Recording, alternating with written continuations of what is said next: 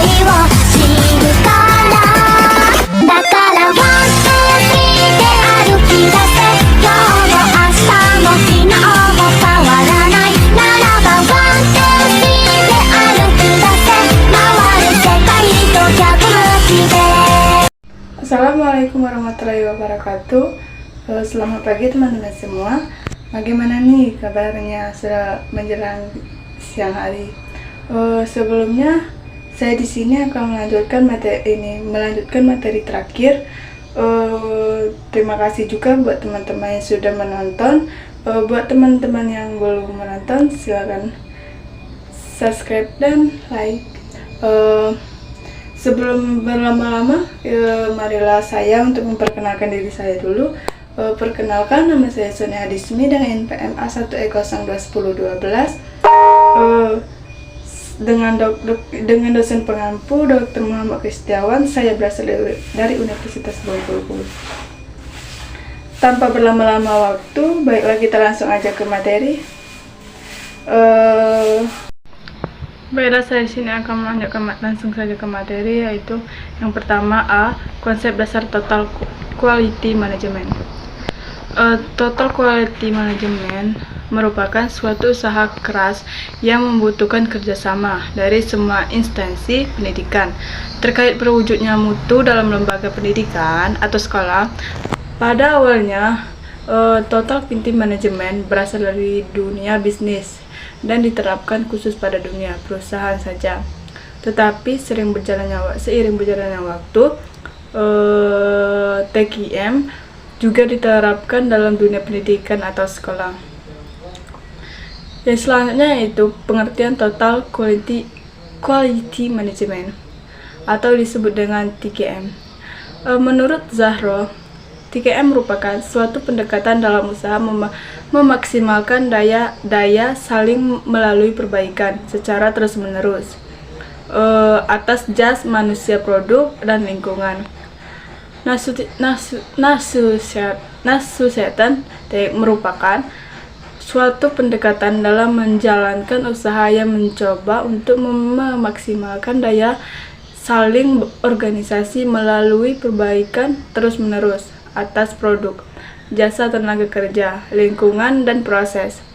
Menurut Habira, mengemukakan bahwa TQM sebagai proses yang mencakup semua yang dilibatkan setiap orang dalam organisasi dalam mengidentifikasi aspek layanan setiap produk. Yang selanjutnya itu pemikiran total quality management atau disebut dengan TQM. Yang pertama yaitu menurut Edward Deming tahun 1990 sampai 1993. Yang kedua yaitu Juran tahun 1904 sampai 2008. Menurut Ahmad Pigebaun tahun 1992. Menurut Philip Crosby itu tahun 1926 sampai 2021. Yang selanjutnya itu implementasi total quality management atau disebut dengan TQM di lembaga pendidikan.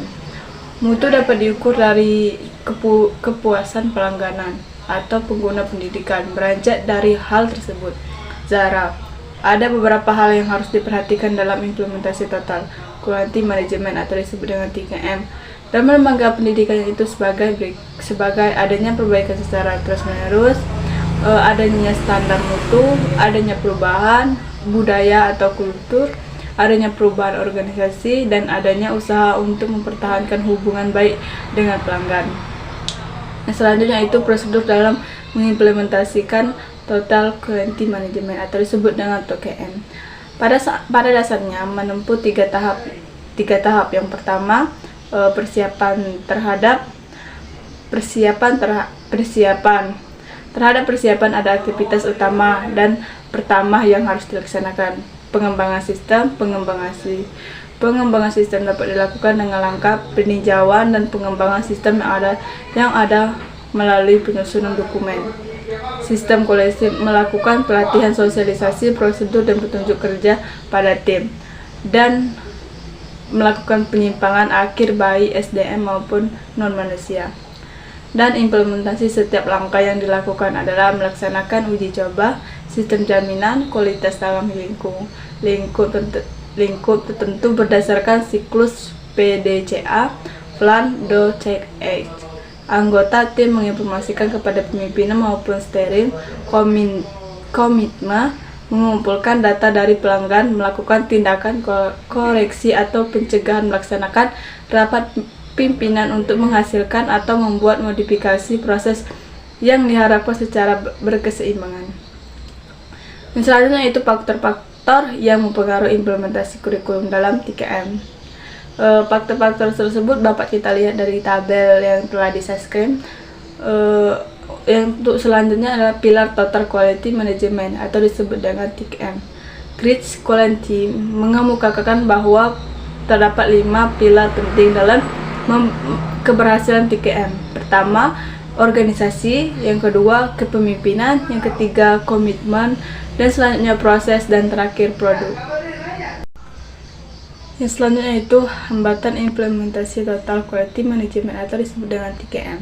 Di lembaga pendidikan, menurut Salis, kendala yang harus diatasi ketika memperkenalkan TQM adalah kerja keras dan waktu. Karena jika dua hal tersebut tidak berjalan dengan baik, maka perjalanan mekanisme kerja mutu akan terhambat. 3M membutuhkan mental juara yang mampu menghadapi tantangan dan perubahan dalam pendidikan. 3M harusnya di kesetiaan jangka panjang staf senior terhadap intuasi.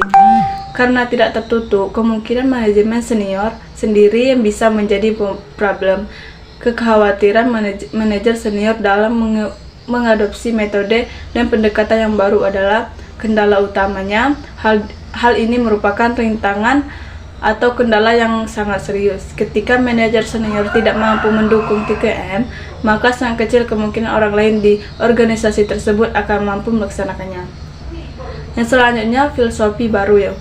Filosofi baru menurut Frawisantono dalam bukunya yang berjudul Filosofi Baru tentang manajemen mutu terpadu pada para manajer atau pemimpinan yang harus berproduk yang mutu sesuai dengan kebutuhan masyarakat.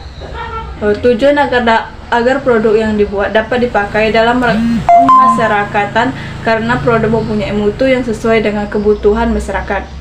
Dasar dari filosofi mutu produk mempunyai beberapa prinsip. Yang pertama, tidak ada pendekatan tinggal untuk memecahkan masalah mutu produk dan dalam organisasi. Terus yang kedua, produk bermutu prima hanya dihasilkan oleh organisasi yang mempunyai struktur organisasi yang baik, proses produksi yang andal, dan manajemen pembelian bahan baku yang sangat baik. Selanjutnya itu penerapan Total Quality Management dipermudahkan oleh beberapa perintah yang sering disebut alat TQM. Alat-alat ini membutuhkan kita menganalisis dan mengerti masalah-masalah serta membantu perencanaan. 8 alat TQM yang diuraikan adalah yang pertama, curah pendapat atau disebut dengan sumbang saran, brainstorming. Yang kedua yaitu diagram alur atau disebut dengan bagan arus proses. Yang ketiga, analisis SWOT.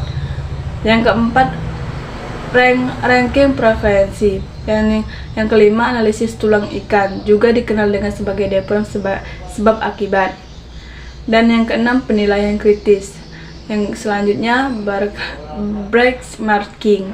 Dan yang terakhir, diagram analisa medan daya atau disebut dengan bidang kekuatan. Baik, itu saja materi dari saya. Ini termasuk materi terakhir ya teman-teman. Terima kasih juga buat teman-teman yang sudah menonton video-video saya. Kemungkinan masih banyak kurangnya, mohon maaf, karena kita di sini sama-sama belajar. Mungkin itu saja, saya akhiri. Wassalamualaikum warahmatullahi wabarakatuh.